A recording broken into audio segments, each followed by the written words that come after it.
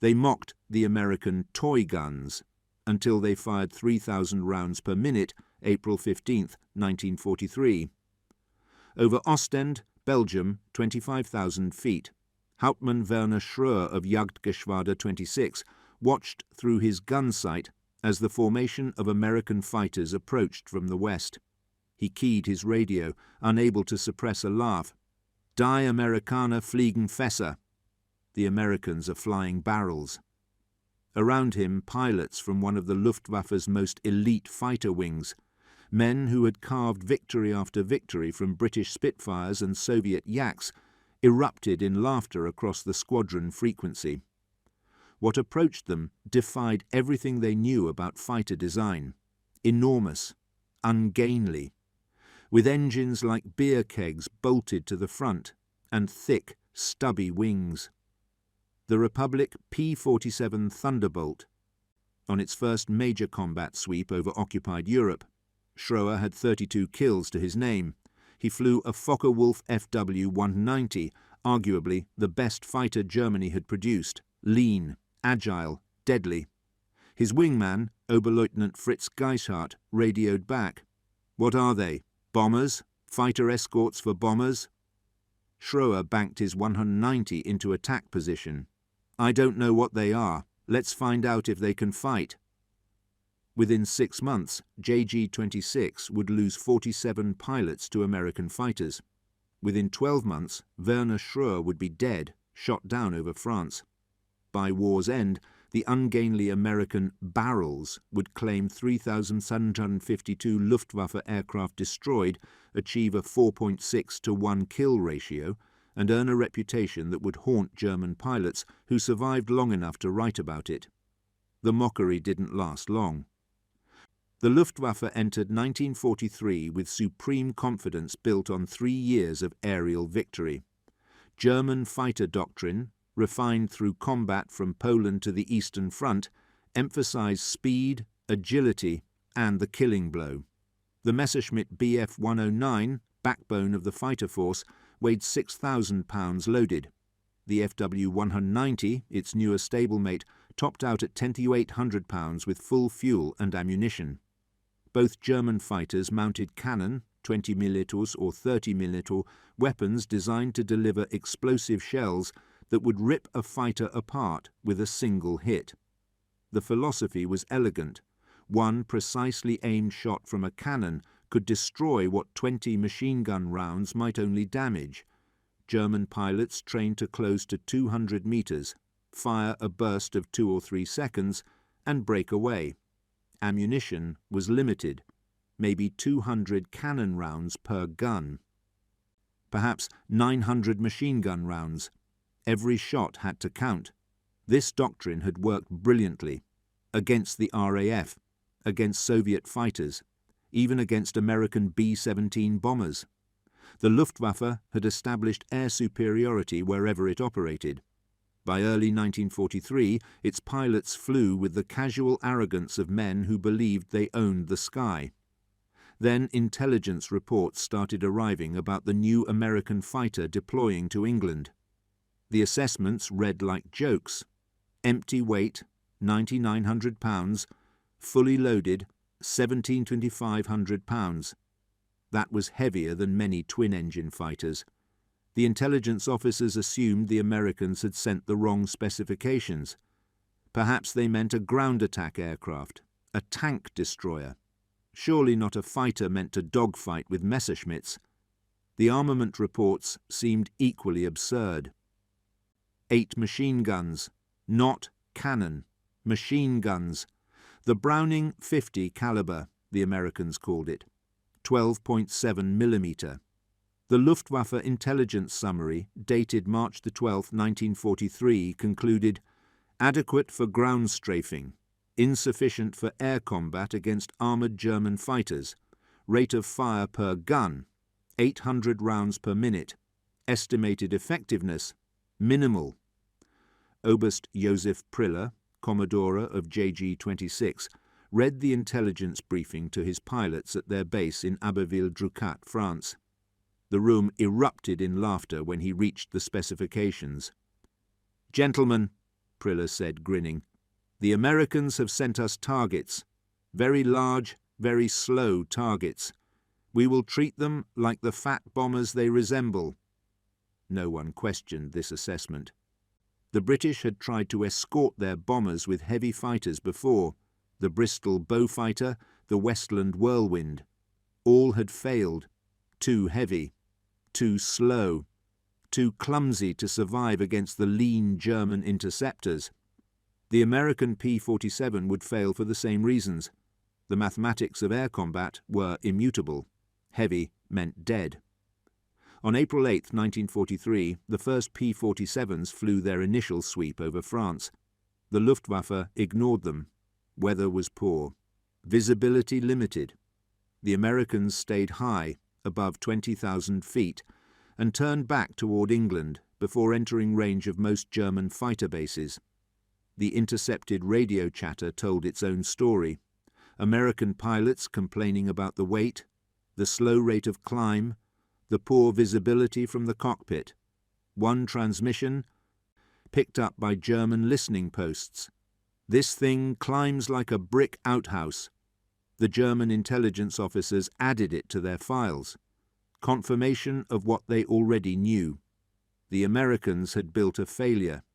April 15, 1943. The day everything changed, though no one in the Luftwaffe recognized it yet. The mission was routine. Major Donald Blakesley, leading elements of the 4th Fighter Group, swept across the Channel toward Dieppe. 48 P-47s, flying in tight formation. Below them, 16 FW-190s from JG-26 climbed to intercept, among them Werner Schröer, vectored toward the Americans by ground controllers who were laughing at the intelligence reports. Schröer's first impression, as he closed to 1,000 meters, was disbelief. The American fighters were enormous. The fuselage looked as wide as a barrel. The cockpit, offset behind that massive radial engine, seemed too small for the aircraft. The whole design violated basic aerodynamic principles. Form should follow function. These things looked like function had gotten drunk and passed out. He armed his cannon, 2 20mm MG-151s, one in each wing root, plus 2 MG-17 machine guns. He would make this quick, 1 pass, 1 kill, then home for lunch. Schröer initiated his attack from above and behind, classic Luftwaffe tactics. Dive from altitude, build speed, fire, break away before the enemy can respond. He selected his target, and P-47 flying slightly apart from the formation. He lined up his gun sight, closed to 400 meters, to 300. He pressed the trigger. The cannon shells walked across the American fighter's left wing. He saw hits, definite hits. Pieces flew off. The P-47 rolled, breaking formation. Schröer's fingers tensed on the stick, ready to follow, ready to finish it. But the American fighter didn't fall. It rolled level. It kept flying. Schröer frowned. Maybe the hits hadn't been as solid as he thought. He pulled up, banking hard to come around for another pass. That's when he saw it. The American fighter he'd just shot was turning toward him. Not running. Not diving for safety. Turning into the attack. What happened next, Schröer would record in his combat report dated April 15, 1943, recovered from Luftwaffe archives in 1947, closed to 200 meters on diving attack, observed strikes on target aircraft, target maintained formation flight, attempted second pass. American fighter demonstrated unexpected agility in banking turn, lost visual contact in cloud layer. Return to base. Assessment. Enemy aircraft demonstrates survivability exceeding expectations. What Schröer's sanitized report didn't mention was what happened after he lost visual contact. Major Donald Blakesley had rolled his P-47 into a vertical dive, using the aircraft's massive weight to build speed that no German fighter could match. He'd come screaming down through the clouds at 450 miles per hour, spotted a FW-190 below him and opened fire. The American 50 caliber machine guns, all 8 of them, fired at a combined rate of 6,400 rounds per minute. That translated to 107 rounds per second. In the 2-second burst, Blakesley fired 214 armor-piercing incendiary rounds tore through the FW-190's fuselage. The German fighter disintegrated. The pilot, Unteroffizier Klaus Mitusch, didn't have time to bail out. The kill was confirmed by 3 witnesses. The Luftwaffe lost not just a pilot, but a piece of their certainty. The barrels could fight, but old habits die hard, especially when they've been rewarded with victory for 3 years. The Luftwaffe pilots who encountered P-47s in April and early May 1943 continued to attack using their standard tactics: dive, fire cannon, break away. Most of the time it still worked. German pilots claimed P-47 kills. The Americans lost aircraft. The exchange rate favoured the Luftwaffe. Except the mathematics were changing in ways the Germans didn't yet understand. The P-47 was built around a single revolutionary idea: overwhelm the enemy with firepower while absorbing more punishment than any fighter had a right to survive. The Pratt & Whitney R2800 double Wasp engine was an 18-cylinder radial monster that produced 2,000 horsepower. Unlike German liquid-cooled engines, it could lose entire cylinders and keep running. One bullet through a Messerschmitt's coolant system meant a dead engine within minutes. The pilot had 2 choices: bail out or glide to a crash landing. The P-47 could take dozens of hits to its engine and still fly home. The American pilots learned this quickly. By late April, they'd developed new tactics built around the P-47's strengths: climb to 30,000 feet, where the turbocharged engine gave them supremacy, wait for German fighters to attack the bombers below, then dive, straight down, building speed no German fighter could match, fire that wall of 50 caliber death, zoom back up on momentum. The Luftwaffe called it boom and zoom. They hated it, because it worked. Lieutenant Franz Stigler, FW-190 pilot with JG-27, wrote in his diary on May 23, 1943, an entry discovered in his personal effects after the war: engaged American fighters over Belgium today. The heavy ones, the Thunderbolts, shot one, saw strikes, saw pieces fly. It did not fall. It turned on me. I dove away. Standard tactic. It followed. I could not shake it. Only escaped when I went low, under 1,000 meters, where its weight works against it. But up high those machines belong to them. We mock them on the ground. But in their element, they are wolves. The turning point, the moment when mockery transformed into fear, came on June 26, 1943. Second Lieutenant Robert S. Johnson, 61st Fighter Squadron, 56th Fighter Group, flew his P-47C half-pint as part of an escort mission for B-17s returning from Paris. 48 Thunderbolts, one of the Luftwaffe's premier units, 2 Gruppe of JG-26, scrambled to intercept. 16 FW-190s, including pilots with dozens of kills each. Johnson flew at the rear of his formation, a rookie mistake. The German fighters hit them from above and behind. The formation scattered. Johnson found himself alone, 2 FW-190s on his tail. He broke left. Cannon shells ripped through his fuselage. His hydraulic system exploded. Hot oil splashed across his canopy, instantly blinding him. The cockpit filled with smoke. Fire licked at his boots. A cannon shell exploded against his seat's headrest, jamming the canopy. He tried to bail out. The canopy wouldn't move. He was trapped in a burning aircraft, blinded. Controls shot away. The P-47 began to spin. Johnson kicked full left rudder, pulled back on the stick with both hands. The spin stopped. The fire went out. Lack of oxygen at high altitude. He was flying straight but had no idea which direction. His windscreen was solid black with oil. That's when the second attack came. The FW-190 pilot who'd been chasing Johnson had watched him spin, assumed he was dead.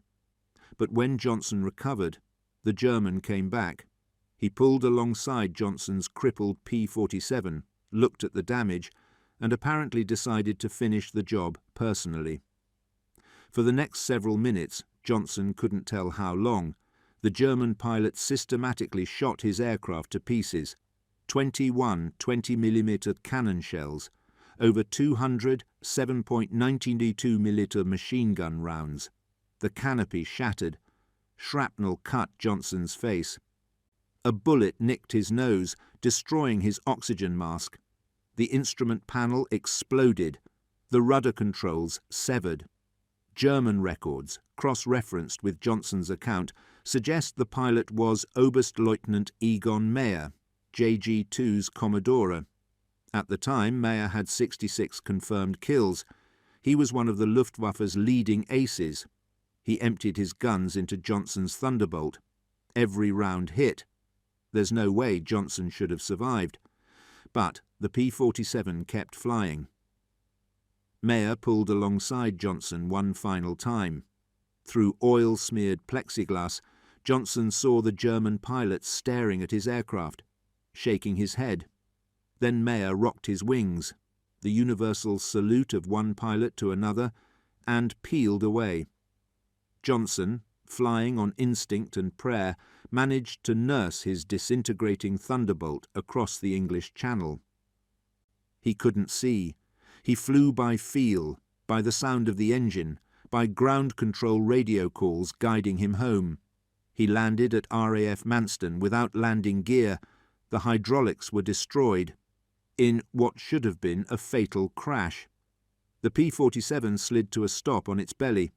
Johnson climbed out with a nicked nose, shrapnel wounds, and burns. Mechanics counted the damage. They stopped counting bullet holes after 200. They quit counting cannon strikes after 21. One 20mm shell had exploded 6 inches behind Johnson's head. The armour plate in his seat, the same armour German intelligence had dismissed as adding unnecessary weight, had saved his life.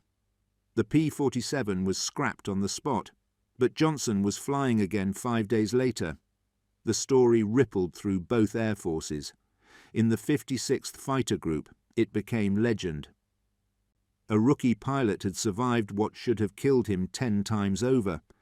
The P-47's reputation for toughness became gospel. In JG-2, the story spread differently. The pilots who'd heard Meyer's account couldn't believe it. One of their best pilots had emptied his guns into an American fighter, and it had flown home. What kind of aircraft could absorb that much damage? Oberstleutnant Joseph Pips Priller, who'd mocked the P-47 3 months earlier, wrote in his log on July 3, 1943, an entry preserved in Bundesarchiv records. Intelligence assessment of American Thunderbolt requires revision. Aircraft demonstrates exceptional structural durability. Cannon strikes that would destroy FW-190 or BF-109 cause only superficial damage. Recommend focus on pilot kills rather than aircraft damage. Engine appears nearly indestructible. But changing tactics in the middle of a war is like changing course in the middle of a dive. Momentum carries you forward whether you want to go there or not. Through the summer and fall of 1943, Luftwaffe pilots continued to engage P-47s using the doctrine they'd learned, the tactics that had worked for 3 years. And they continued to die. Not in overwhelming numbers. The exchange rate still favoured German pilots overall. But the trend was unmistakable. Every month, the P-47 units claimed more kills. Every month, more experienced Luftwaffe pilots failed to return. The Luftwaffe's command structure struggled to adapt. Reichsmarschall Hermann Göring, commander of the Luftwaffe, refused to believe early reports about the P-47's effectiveness. in a staff meeting on July 18, 1943, he reportedly said, "The Americans build refrigerators and automobiles. They do not build fighters. Our pilots are simply making excuses for poor performance." The transcript of that meeting, recovered from Luftwaffe records in 1948, shows that no one contradicted him. The culture of the Luftwaffe in 1943 didn't permit junior officers to tell senior commanders uncomfortable truths, but the pilots in the cockpits knew differently. They wrote about it in letters home, in diary entries, in the scattered personal records that survived the war. These documents paint a picture of growing unease that metastasized into dread. Unteroffizier Hermann Buchner, 14 victories, JG3, letter to his sister dated August 3, 1943, discovered in family archives in 1987. Dear Greta, I cannot tell you where I am or what I do. The censors would black it out. But I can tell you that the Americans are not what we were told. Their fighters are huge, ugly things that look like they should fall out of the sky. But they do not fall. We shoot them. They stay up. We chase them. They dive away so fast we cannot follow. Then they come back and their guns. Greta, their guns are like nothing I have experienced. When they fire, you see 8 points of light. Then metal. Just metal everywhere. Flying metal. I saw Klaus's aircraft disappear in it. One moment he was there. The next, just pieces falling. I do not know how to fight these Americans. I do not know if we can fight them. Buchner died on August 19, 1943, shot down by a P-47 over Hamburg, 16 days after writing that letter. The psychological warfare was unintentional but devastating. American pilots didn't set out to terrify the Luftwaffe. They simply flew their missions, engaged when necessary, and went home. But the cumulative effect, watching aircraft absorb damage that should have been fatal, watching pilots survive encounters that should have killed them, watching the numbers shift month by month in favor of the Americans, created a crisis of confidence in the Luftwaffe that no amount of propaganda could fix. Hauptmann Emil Bulli Lang, 123 victories, one of the most aggressive fighter pilots in the Luftwaffe, encountered P-47s for the first time in September 1943. His combat report, dated September 14, 1943, is preserved in Bundesarchiv records. Attacked formation of 8 enemy fighters, type P-47, over Aachen at 7,000 meters. Opened fire at 300 meters range, observed hits on lead aircraft. Target aircraft did not react. Closed to 200 meters. Fired second burst. Observed additional hits. Target aircraft began evasive maneuvers. Attempted to stay on target. American pilot executed violent scissors maneuver. Lost position. 3 additional P-47s engaged from above, forced to break off. Assessment. P-47 pilots demonstrate improved tactical proficiency. Aircraft durability exceeds all previous enemy types. Recommend avoiding engagement unless numerical superiority of 3.1 or greater. Lang's recommendation: avoid engagement unless outnumbering the Americans, 3.1, represented a complete inversion of Luftwaffe doctrine. German fighter tactics since 1939 had emphasized quality over quantity. One skilled German pilot was supposed to be worth 3 or 4 enemy pilots. The idea of needing numerical superiority was an admission that the fundamentals had changed. The Luftwaffe High Command ignored Lang's recommendation. There weren't enough German fighters to achieve 3.1 superiority anyway. By fall 1943, the Americans were flying 300 aircraft bomber raids escorted by 150 fighters. The Luftwaffe could muster perhaps 200 interceptors on a good day. The mathematics didn't permit selective engagement, so the Luftwaffe continued to attack and continued to learn painful lessons. The psychological shift happened gradually, then suddenly, like going bankrupt, as Hemingway wrote. Slowly at first, then all at once.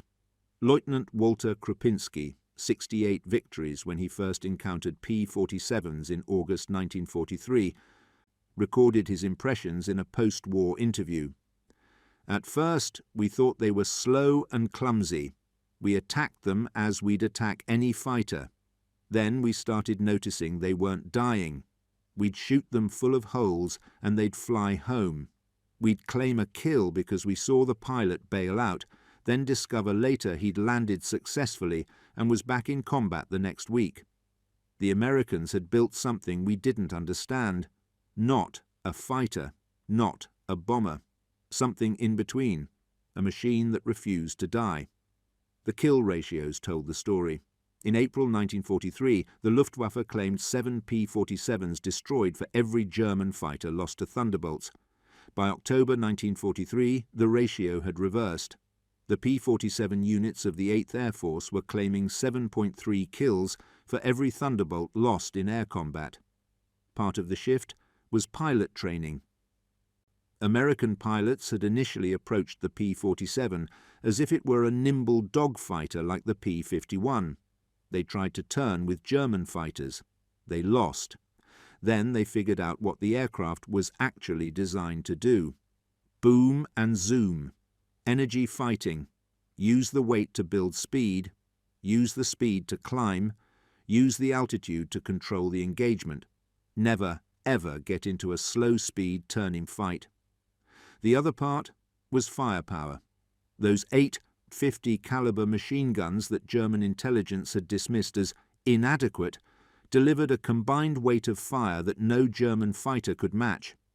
The FW-190 mounted 4 20mm cannon, maybe 800 rounds total. A skilled pilot had perhaps 10 seconds of firing time before running dry. The P-47 carried 3,400 rounds of 50 caliber ammunition. Each gun held 425 rounds. At 800 rounds per minute per gun, a P-47 pilot had approximately 32 seconds of continuous firing time. In practical terms, that meant 16 2-second bursts, or 32 1-second bursts. Enough ammunition to miss most of the time and still have rounds left to finish the job. And when those guns did hit, the results were catastrophic. Captain Francis Gaby Gabreski, who would finish the war with 28 kills, all in P-47s, described it in a 1944 interview. "When you pull the trigger on a jug, you're not just shooting bullets, you're projecting a wall of steel. 200 rounds per second, all converging at 300 yards. I've seen German fighters literally disintegrate, not explode, not catch fire, disintegrate. 1 second there's an aircraft, the next second there's debris." The convergence pattern was key. American armourers calibrated the 8 guns to intersect at a single point 300 yards ahead of the aircraft. At that exact distance, all 8 streams of fire created a killing zone approximately 6 feet in diameter. Anything in that zone absorbed 100 bullets per second. Armour didn't help. Evasive action didn't help. Even the briefest touch of that converged fire was fatal. The technical specifications told only part of the story. The Browning 50 caliber fired armour-piercing incendiary rounds that burned at 3,000 degrees Fahrenheit. When they hit aluminum aircraft skin, they didn't just puncture, they ignited. A single round could start a fuel fire. 10 rounds could turn a wing into a torch. 100 rounds, delivered in a single second, could transform an aircraft into a cloud of burning debris before the pilot realized he'd been hit. German pilots learned this through experience that killed the slow learners. The survivors developed informal rules, passed from veteran to rookie in ready rooms and briefing sessions.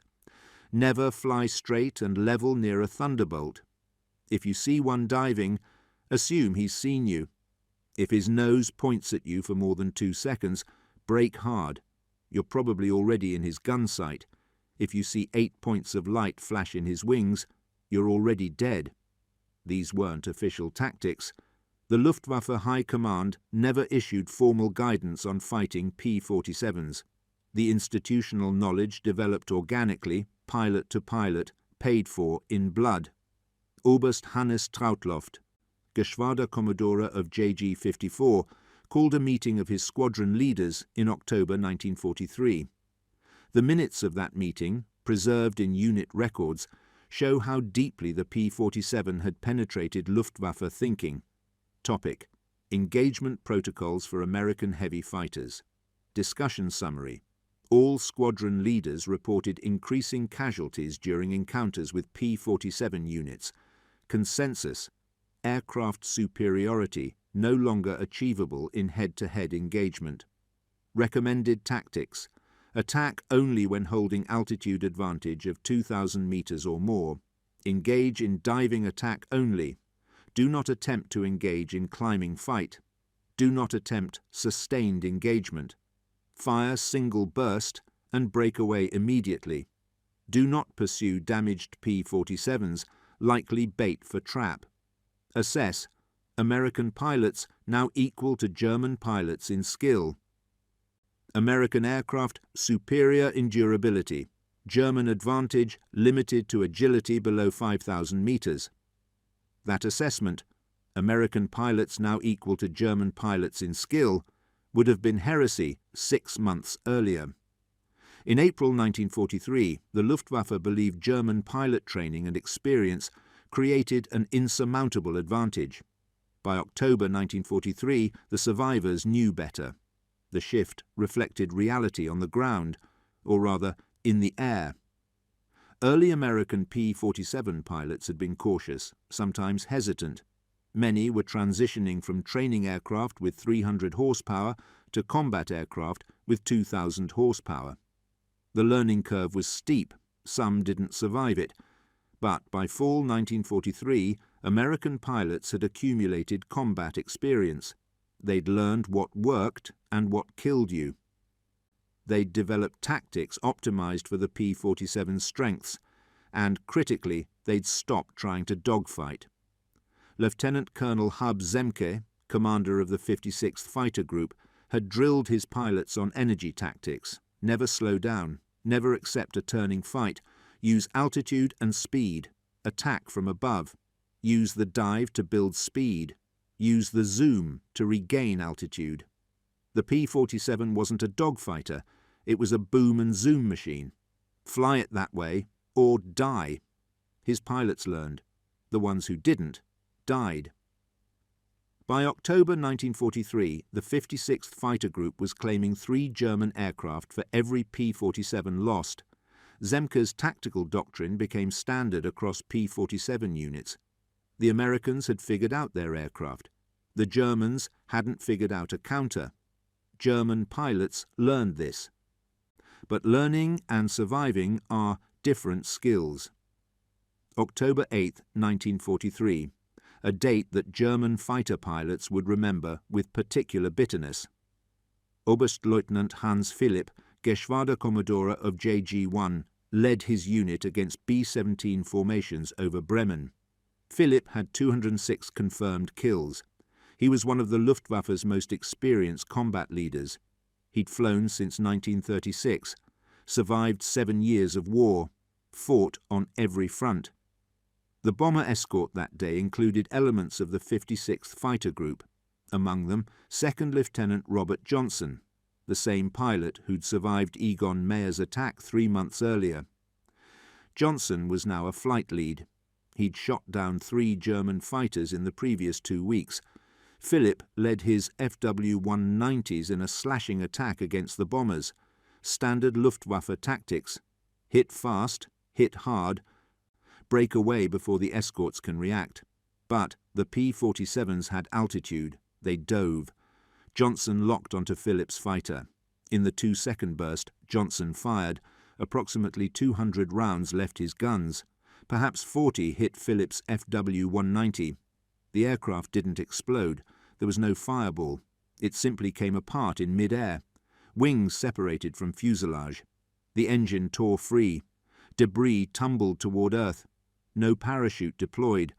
Hans Philipp, 206 victories, 7 years of combat, died in approximately 1.3 seconds because he flew into the convergence zone of 8 Browning M2 machine guns for exactly long enough to get hit.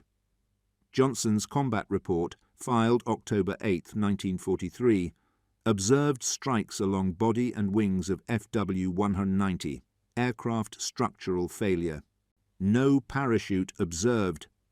7 words to describe the death of one of Germany's top aces. The psychological impact on JG-1 was devastating. If Philipp, careful, experienced, brilliant Philipp, could die that quickly, what hope did the younger pilots have? The veterans who'd learned to respect the P-47's durability now had to confront its lethality. German pilot diaries and letters from late 1943 show a remarkable shift in tone. In April, the P-47 had been a joke. By November, it was Die Todesmaschine, the death machine. Lieutenant Heinz Knoke, 33 victories, diary entry. November 12, 1943, preserved in his published memoir, I Flew for the Führer. Encountered Thunderbolts at 8,000 meters over Cologne. We had altitude advantage. We dove on them. Standard attack.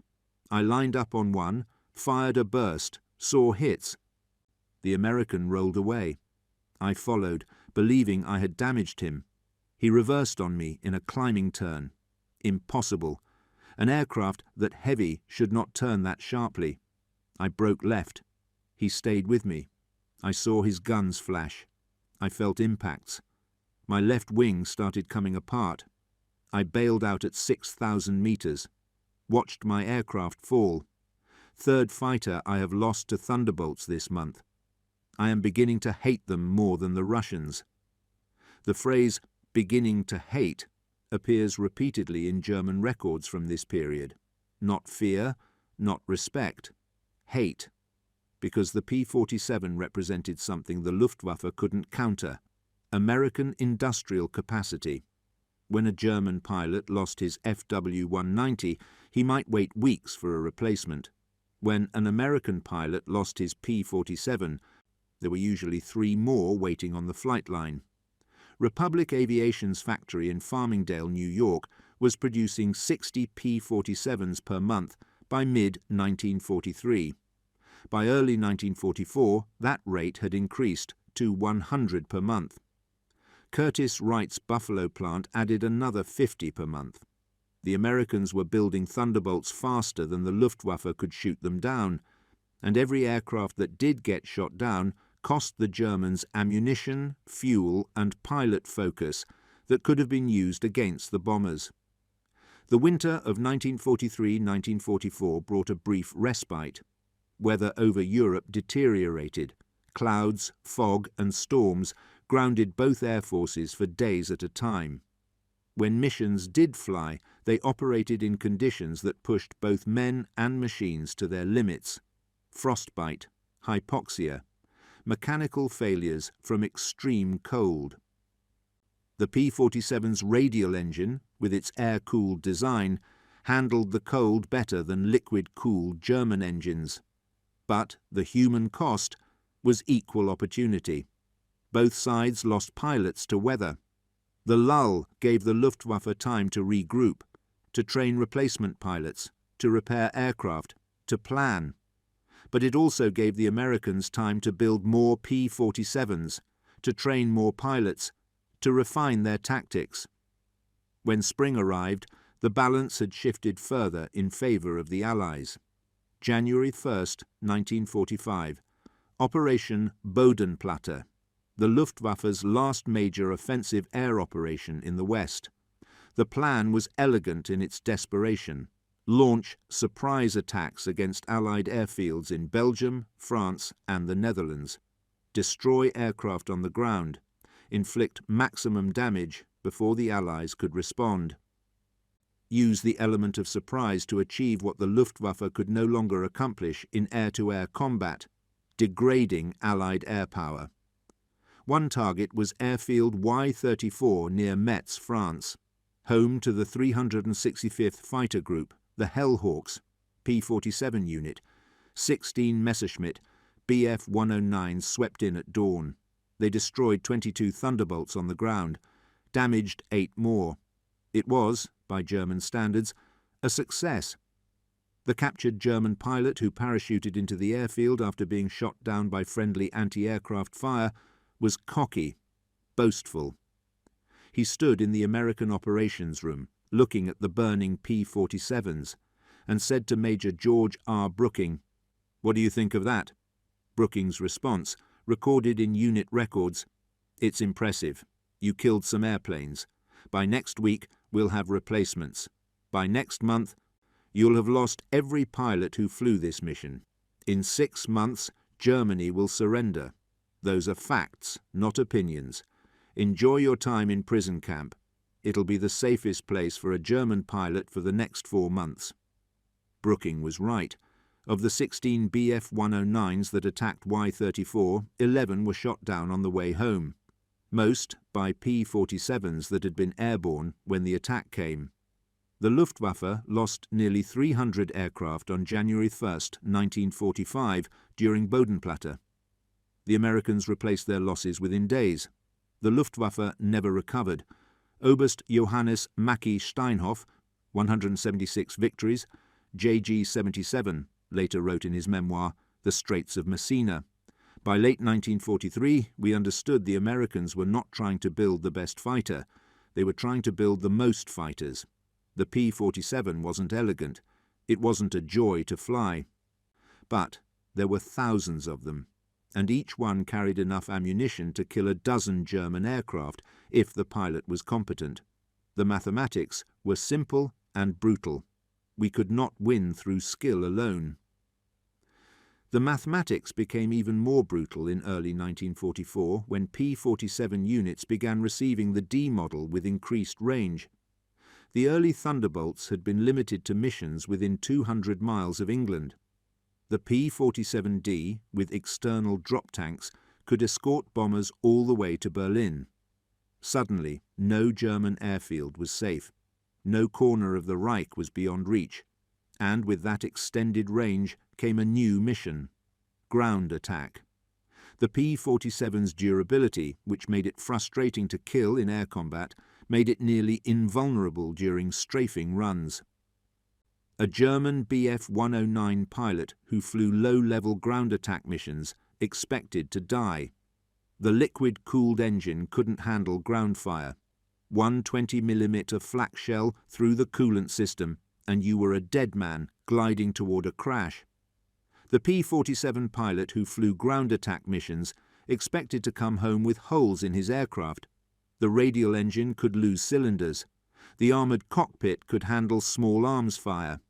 The self-sealing fuel tanks could take multiple hits. As long as the pilot avoided direct hits from 80mm flak, he'd probably survive. From D-Day, June 6, 1944, to VE Day, May 7, 1945, P-47 units destroyed 86,000 railway cars, 9,000 locomotives, 6,000 armoured vehicles, and 68,000 trucks. Those numbers represent not just equipment, but the collapse of German logistics. Every destroyed locomotive meant supplies that couldn't reach